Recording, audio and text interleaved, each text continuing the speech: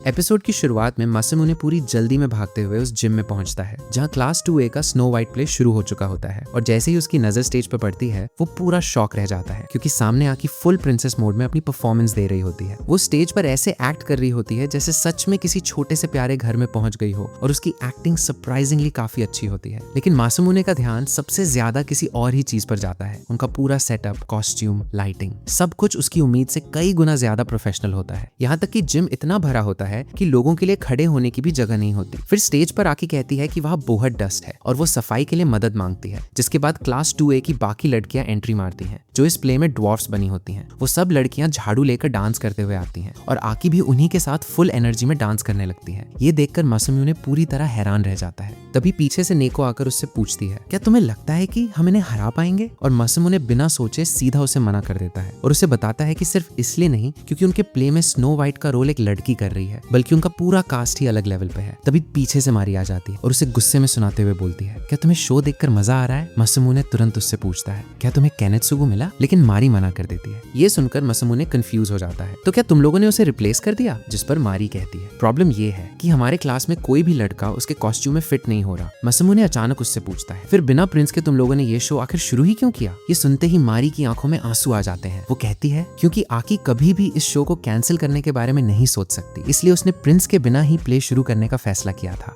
फिर हमें थोड़ा पहले का सीन दिखता है जहां आकी अपनी क्लास के स्टूडेंट्स के सामने खड़ी होती है। वो उनसे कहती है, जैसा कि तुम सबको पता है केनेत्सुगु अभी तक नहीं मिला है। ये सुनकर सब निराश हो जाते हैं और आकी आगे बताती है, हम सब ने इस पूरे स्कूल में शायद सबसे ज्यादा मेहनत इसी प्ले पर की है, इसीलिए सिर्फ एक इंसान की वजह से इसे कैंसिल करना बेकार होगा। जो लोग कास्ट में नहीं है वो अभी भी उसे ढूंढ रहे हैं और अगर वो टाइम पर मिल गया तो अच्छी बात है, लेकिन अगर वो नहीं भी मिला तब भी हम एक ऐसा शो करेंगे जिसे लोग भूल नहीं पाए, चाहे उसमें प्रिंस हो या ना हो। मारी आगे मासुमुने से कहती है, उसने कहा था कि वो अपने दुश्मन के सामने पीछे नहीं हटने वाली। ये सुनकर मासुमुने भी थोड़ा शॉक हो जाता है और मारी आगे उसे सुनाते हुए गुस्से में बोलती है, अगर प्रिंस की एंट्री तक हमें केनेत्सुगु नहीं मिला तो हम सब पूरे स्कूल के सामने बेवकूफ लगने वाले हैं। सब कुछ बिल्कुल वैसा ही होगा जैसा तुमने प्लान किया। इतना बोलकर मारी रोते हुए वहां से चली जाती है। मासुमुने उसे रोकने की कोशिश करता है लेकिन फीवर की वजह से वो बिल्कुल गिरने वाला होता है, लेकिन तभी नेको उसे पकड़ लेती है। उधर स्टेज पर आकी अपनी परफॉर्मेंस जारी रखती है। वो खुद से कहती है, मैं रोने वाली नहीं हूँ और मैं हार भी नहीं मानूंगी और हमेशा सिर उठाकर आगे बढ़ती रहूंगी। ये सुनकर मासुमुने तुरंत नेको से कहता है, हमें अब उसे छोड़ना होगा। और फिर चलते हुए मन में सोचने लगता है कि उसे योशिनो को बताना होगा कि वो केनेत्सुगु को छोड़ दे, लेकिन आखिर वो है कहाँ? तभी अचानक स्टेज पर फिर से ड्वार्फ्स की एंट्री होती है। सब लड़कियां डांस करते हुए आती हैं और उन्हीं के पीछे योशिनो भी पूरी एनर्जी में यूहू करते हुए नाच रही होती है। उसे देखते ही मासुमुने का दिमाग घूम जाता है। वो शॉक होकर बोलता है, तुम स्टेज पर क्या कर रही हो? आखिर अब मैं तुम्हें उसे छोड़ने को कैसे कहूँ? और ये बोलते बोलते वो नीचे गिर पड़ता है, जिस पर नेको उसके पास आकर कहती है, सच में मासुमुने, मुझे लगता है अब तुम्हें रेस्ट कर लेना चाहिए। क्या तुम्हारा फीवर वापस आ गया? मासुमुने तभी इसके लिए कोई सोल्यूशन सोचने लगता है कि आखिर वो ऐसा क्या करे जिससे उनका प्ले सही से हो जाए। और तभी उसके दिमाग में एक आइडिया आता है। वो तुरंत नेको से कुछ कहता है लेकिन वो सुनते ही नेको उसे मना करने लगती है, पर मासुमुने उससे इसके लिए विनती करने लगता है।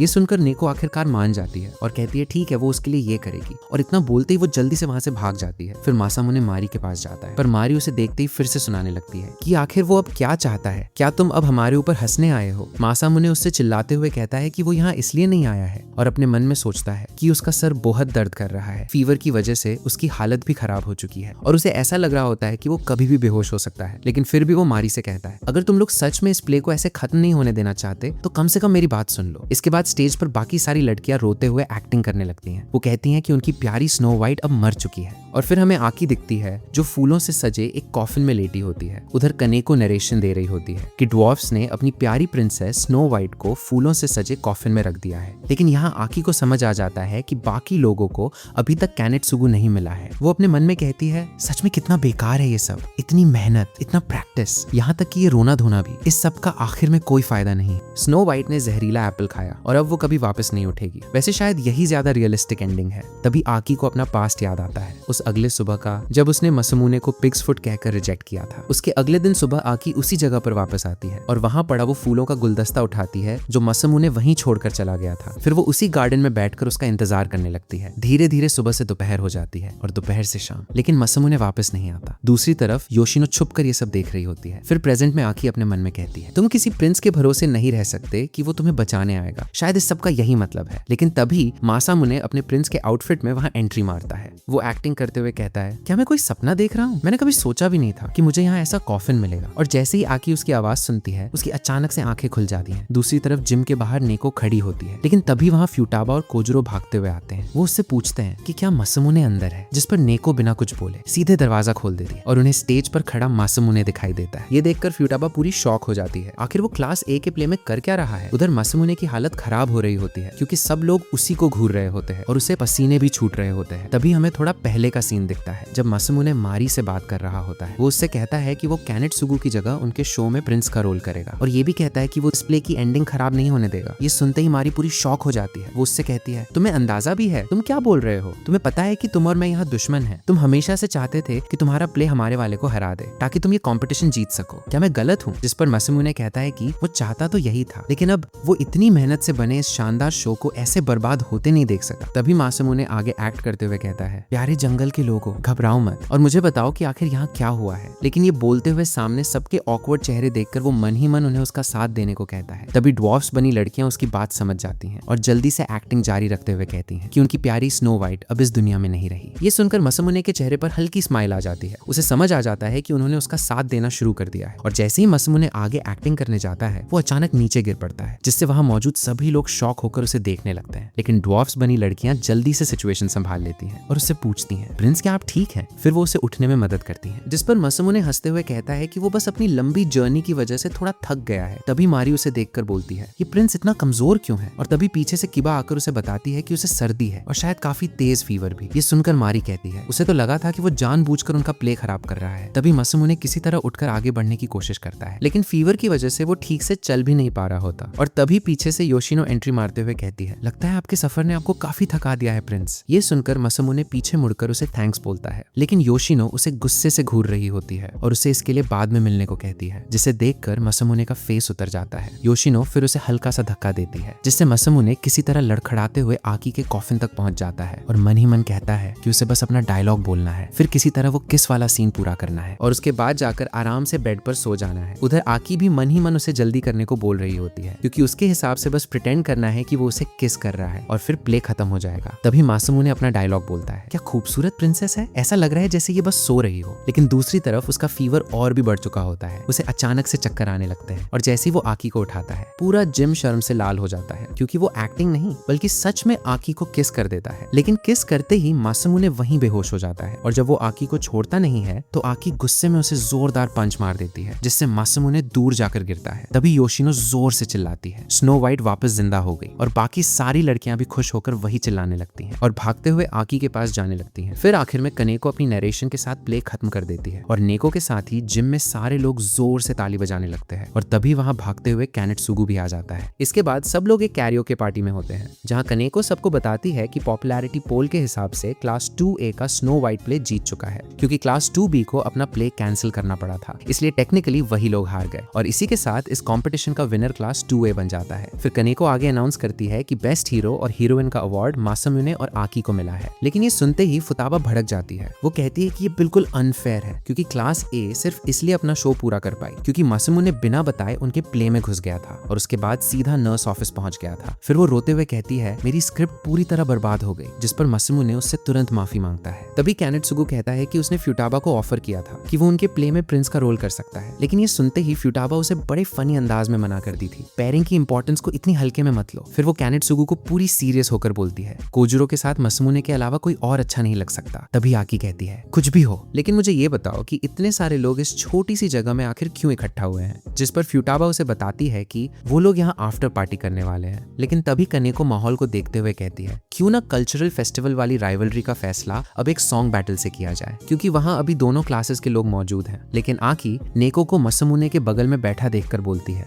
इसका कोई फायदा नहीं है क्योंकि उसे पहले से पता है कि जीत उसी की होगी। ये सुनकर फुताबा तुरंत भड़क जाती है, तुम्हें आखिर ऐसा क्यों लगता है? और वो उसी वक्त उसका चैलेंज एक्सेप्ट कर लेती है। साथ में एक शर्त भी रख देती है कि जो भी हारेगा उसे यहाँ का पूरा बिल भरना पड़ेगा, जिस पर आकी भी बिना सोचे वो शर्त मान जाती है। इसके बाद कनेको माइक पकड़कर पूरे एक्साइटमेंट में कहती है, तो चलिए देखते हैं इस एपिक सॉन्ग बैटल का विनर आखिर कौन बनता है, और पूछती है इसमें सबसे पहले कौन जाएगा। जिस पर फुताबा तुरंत बोलती है कि पहले वो गाएगी। वो मासुमुने से तुरंत गाना लगाने को कहती है, जिस पर मासुमुने कैरियोके वाले टैब में गाना ढूंढने लगता है और उसे कुछ समझ ही नहीं आता क्योंकि उसे कैरियोके के बारे में ज्यादा नहीं पता होता है। ये देखकर कोजुरो उससे कहता है कि अगर वो चाहे तो वो गाना लगा सकता है। मासुमुने उसे थैंक्स बोलते हुए उसे टैब दे देता है और सफाई देने लगता है कि उसने पहले कभी ऐसा डिवाइस यूज नहीं किया। लेकिन ये सुनकर कनेको उसे देखने लगती है और फिर जैसे ही म्यूजिक शुरू होता है फ्यूटाबा गाना गाने लगती है। लेकिन उसे सुनकर वहां मौजूद सब लोग शॉक हो जाते हैं क्योंकि वो सरप्राइजिंगली काफी अच्छा गाती है और उसे पूरे 82 पॉइंट्स मिलते हैं। जिसके बाद वो खुद ही अपनी तारीफ करने लगती है और नेको भी उसकी सिंगिंग की तारीफ करती है। तभी आकी उठकर कहती है कि अब उसकी बारी है और फिर वो एक सैड सॉन्ग गाना शुरू करती है जिसे सुनकर कनेको, मारी और किबा इमोशनल होकर रोने लगती हैं। वहीं दूसरी तरफ मासुमुने और बाकी लोग उसे हैरानी से देख रहे होते हैं क्योंकि वो भी कमाल का गाती है और आखिर में उसे पूरे 89 पॉइंट्स मिल जाते हैं। ये देखकर फ्यूटाबा उससे जलने लगती है। इसके बाद बाकी लोग भी बारी बारी से गाने लगते हैं और फिर आखिरकार नेको की टर्न आती है। लेकिन वो गाने के लिए एक ब्रेकअप सॉन्ग चुनती है जिसे देखते ही फ्यूटाबा उस गाने की तारीफ करने लगती है। नेको कहती है कि जैसा उस गाने में हार्ट ब्रेक है अभी वो खुद भी एग्जैक्टली वैसा ही फील कर रही है। ये सुनते ही मासुमुने के मुंह से सीधा कॉफी निकल जाती है क्योंकि उसके हार्ट ब्रेक की वजह टेक्निकली वही होता है। और दूसरी तरफ कनेको अभी भी मासुमुने को देखकर सस्पिशियस वाली स्माइल दे रही होती है। तभी किबा उससे पूछती है कि आखिर बात क्या है, जिस पर कनेको उसे बताती है कि अगर उसका अंदाजा सही है तो शायद मासुमुने कैरियोके से ज्यादा फैमिलियर नहीं है। फिर वो आगे कहती है कि उनके पास यही मौका है क्योंकि अगर आकी को ये बात पता चल गई तो शायद वो मासुमुने से नफरत करने लगे। तभी योशिनो की टर्न आती है और वो एकदम हॉरर टाइप गाना गाना शुरू कर देती है जिसे सुनकर मासुमुने मन ही मन कहता है कि वो अच्छा तो गा रही है लेकिन उसने आज तक किसी को ऐसे गाते नहीं देखा। फिर कोजुरो उससे पूछता है कि वो कौन सा गाना गाने वाला है,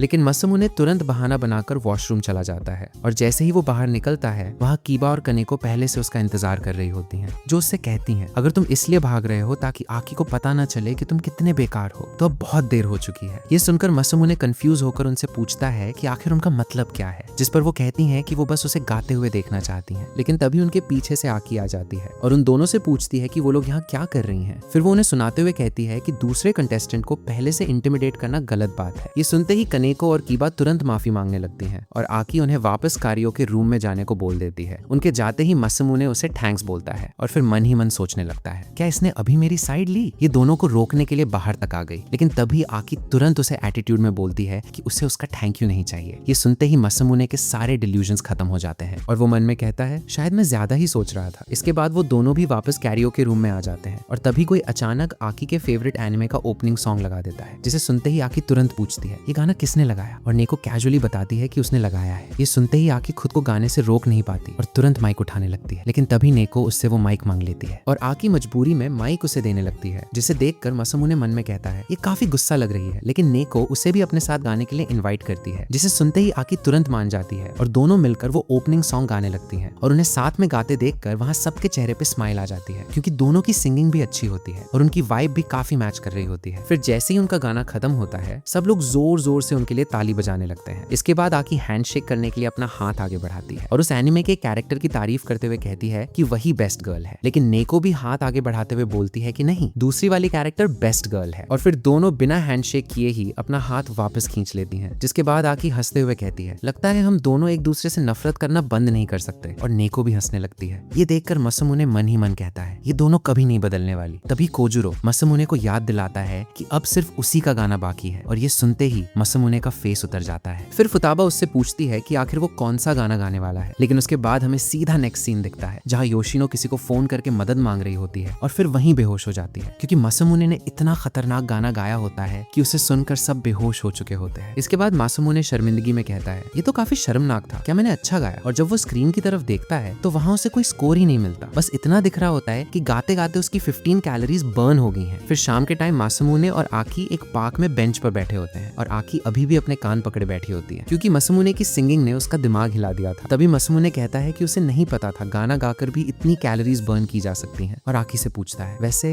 बाकी सब अचानक घर क्यों चले गए, थोड़ा अजीब है ना? ये सुनकर आकी बस गहरी सांस लेती है। फिर मासुमुने उससे योशिनो के बारे में पूछता है, जिस पर आकी बताती है कि वो शॉपिंग करने गई है और उसकी वजह से उसने भी कैलोरीज बर्न की हैं। लेकिन फिर वो टॉपिक बदलते हुए उससे पूछती है तुम अभी तक घर क्यों नहीं गए, तुम्हें भी बाकी सबके साथ चले जाना चाहिए था। लेकिन मासुमुने कहता है कि वो योशिनो के वापस आने तक यहीं रुकेगा। ये सुनकर आकी थोड़ा कंफ्यूज हो जाती है, जिस पर मासुमुने कैजुअली कहता है कि किसी लड़की को इस वक्त अकेले छोड़ना डेंजरस हो सकता है क्योंकि अब अंधेरा होने लगा है। ये सुनते ही आकी थोड़ा ब्लश करने लगती है, लेकिन तभी मासुमुने आगे बोल देता है हालांकि अगर कोई क्रीपी लड़का तुम्हारे पास आया भी तो तुम उसे डरा कर भगा दोगी। ये सुनकर आकी तुरंत बोलती है तो फिर तुम अब जा सकते हो। लेकिन मासुमुने कहता है कि वो अभी तक उस कैची वाले लड़के को नहीं भूला है और ये सुनते ही आकी चिढ़कर कहती है, तुम्हारा जो मन करे वो करो। फिर मासूमुने उससे कहता है, वैसे तुमने उस दिन के लिए मुझे अभी तक प्रॉपर्ली थैंक यू नहीं बोला। ये सुनते ही आकी उसे सुनाना शुरू कर देती है। वो कहती है कि उसने उस दिन उससे मदद नहीं मांगी थी, वो बस हमेशा की तरह हीरो बनने की कोशिश कर रहा था। तुम हमेशा वही करते हो जो तुम्हारा मन करता है, जैसे उस प्ले वाले दिन। लेकिन ये बोलते बोलते वो अचानक ब्लश करने लगती है और दूसरी तरफ देखने लगती है, जबकि मासूमुने को उसकी बात सुनकर थोड़ा बुरा लग जाता है। तभी आकी उससे पूछती है कि फिर वो उसके लिए क्या करे जिससे मासूमुने उसे उस दिन वैसे एक्ट करने के लिए माफ कर दे। ये सुनकर मासूमुने को उसकी बात पर विश्वास नहीं होता और वो मन ही मन सोचने लगता है कि ये शायद उसकी कोई चाल होगी। आकी फिर उसे जल्दी बताने को कहती है। मासूमुने बिना सोचे उससे कहता है, तुम मुझे किस करो। आकी ये सुनकर ऑकवर्ड फील करने लगती है। मासूमुने आगे उससे कहता है, मेरा मतलब इस बार मुझे तुम किस करो। और ये बोलते ही उसे खुद पर डाउट होने लगता है कि कहीं उसने कुछ ज्यादा तो नहीं बोल दिया। लेकिन शॉकिंग बात ये होती है कि आकी ब्लश करते हुए मान जाती है और फिर उससे आंखें बंद करने को कहती है। ये सुनकर मासूमुने शर्माने लगता है, लेकिन तभी आकी चिल्लाकर कहती है, ये पहले से ही काफी शर्मनाक है, अगर तुम आंखें खुली रखोगे तो मैं नहीं करने वाली। जिसके बाद मासूमुने तुरंत ठीक है बोलकर आंखें बंद कर लेता है। फिर आकी धीरे धीरे उसके पास आने लगती है और मासूमुने का दिल लिटरली बाहर आने लगता है। वो शर्म से पूरा लाल हो चुका होता है। लेकिन तभी आकी सीधे उसके मुंह में एक स्वीट पोटैटो ठूस देती है और जैसे ही मासूमुने आंखें खोलता है उसे समझ आता है कि उसके साथ प्रैंक हो गया। तभी वो नोटिस करता है कि योशिनो भी वापस आ चुकी है। फिर आकी उससे कहती है, इतना काफी होना चाहिए तुम्हारे लिए, और याद रखना मैंने अपना प्रेशियस खाना तुम्हारे साथ शेयर किया है, तो इसे सम्मान समझकर थैंकफुल रहो। ये सुनकर मासूमुने गुस्से में वही स्वीट पोटैटो खाने लगता है, लेकिन फिर मान भी जाता है कि ये सच में काफी अच्छा है। जिस पर आकी छोटी सी स्माइल देकर कहती है, मुझे पता है, और फिर योशिनो को अपने साथ घर चलने के लिए बोलती है। लेकिन तभी योशिनो जाते जाते मासूमुने को सुनाती है, तुम्हें कभी समझ ही नहीं आता सही मौका कब होता है, पिग्स फुट। अगर तुम थोड़ा असर्टिव होते तो शायद आज अपना रिवेंज ले सकते थे। ये सुनकर मासूमुने पूरा शॉक हो जाता है और योशिनो आगे कहती है, आखिर तुमने ट्राई क्यों नहीं किया, बस बेवकूफों की तरह इंतजार करते रहे। ये सुनकर मासूमुने कंफ्यूज्ड होकर बोलता है, क्या तुम्हारा मतलब? लेकिन योशिनो उसे इडियट बोलकर वहां से चली जाती है। मासूमुने को जैसे ही समझ आता है कि योशिनो आखिर क्या कहना चाह रही थी, वो फ्रस्ट्रेशन में अपना सिर खुजलाने लगता है और चिल्लाकर कहता है, आखिर मेरे साथ दिक्कत क्या है? लेकिन फिर वो खुद को संभालते हुए कहता है, कोई बात नहीं, अभी कोई फर्क नहीं पड़ता, और अपने बैग से एक पेपर निकालता है जो उनके आने वाले क्लास ट्रिप का नोटिस होता है और उस पेपर पर ट्रिप की जगह लिखी होती है पेरिस, फ्रांस। उसे देखते हुए मासूमुने के चेहरे पर फिर से कॉन्फिडेंट वाली स्माइल आ जाती है और वो मन ही मन कहता है, क्योंकि ये तो बस शुरुआत है, बहुत जल्द मैं तुम्हें अपने प्यार में फंसाऊंगा और फिर मैं तुम्हें छोड़ दूंगा। तो दोस्तों, वीडियो को लाइक करके चैनल को सब्सक्राइब करना मत भूलना। बाकी मिलते हैं अगले वीडियो में, तब तक के लिए बाय।